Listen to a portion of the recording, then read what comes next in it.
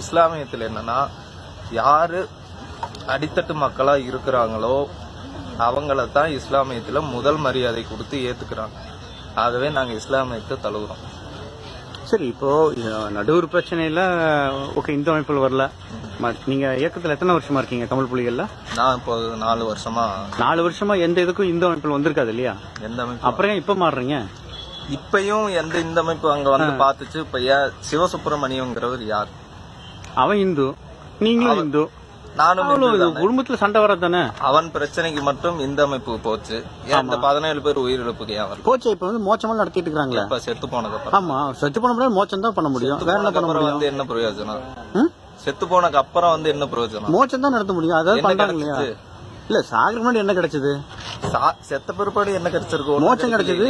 அரசாங்கம் பணம் உதவி கொடுத்திருக்கு, வீடு கட்டி கொடுக்குறாங்க. அது எத்தனை நாள் தலைவர் போராடி கைது செய்யப்பட்டதுக்கு அப்புறம் தான் அந்த இது நடந்திருக்கு, அந்த ஒரு நிகழ்வு. அது நடந்தது இல்லைங்களா? அதனால அப்புறம் என்ன பிரச்சனை? இப்போ எங்களுக்கு இந்த இந்து மதத்திலிருந்து வெளியேறி இஸ்லாமிய மதத்துக்கு போனா எங்களுக்கு பாதுகாப்புன்னு நினைக்கிறோம். இதுல பாதுகாப்பு இல்லையா? இதுல பாதுகாப்பு இல்லை. அதுல எப்படி பாதுகாப்பு இருக்கு? சரி, இதுல பாதுகாப்பு இல்லைன்னு சொல்றது என்ன அர்த்தம்? உங்களுக்கு பாதுகாப்பு அவமதிக்கிறாங்களே.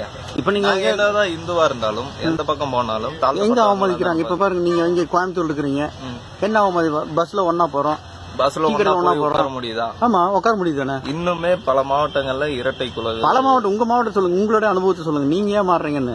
நான் இஸ்லாமியம் எனக்கு பிடிச்சிருக்கு, நான் இஸ்லாம். அதை ஏன் பிடிச்சிருக்கு? இந்து மதத்தை வெறுக்கிறதுக்கு என்ன காரணம்? அங்க சாதி இல்லை, ஒன்றும் இல்லை. இதுல சாதி இருக்கு, நீங்க வேற சாதிக்கு போயிடலாம்ல. இப்போ கிருஷ்ணசாமி வந்து என்ன ஏத்துக்குவாங்களா?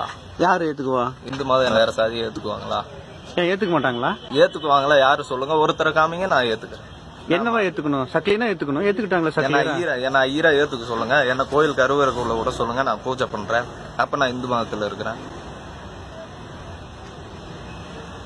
ஓகே, சரி, இது ஒண்ணு நடக்காது. வேற ஏதாவது இருக்கா பிரச்சனை? நீங்க சொல்லுங்க, அதுக்கு பதில் சொல்லுங்க, நான் ரிட்டர்ன் பதில் சொல்றேன். ஏதோ ஒரு சில பிரச்சனைகள் இருக்கதான் செய்யும். அந்த பிரச்சனை இது ஒண்ணு. வேற என்ன பிரச்சனை இருக்கு? நீங்க இப்ப சொன்னது வேற மதத்துக்கு, இந்த மதத்துல வேற ஏதோ சாதியா போலான்னு சொன்னீங்களே.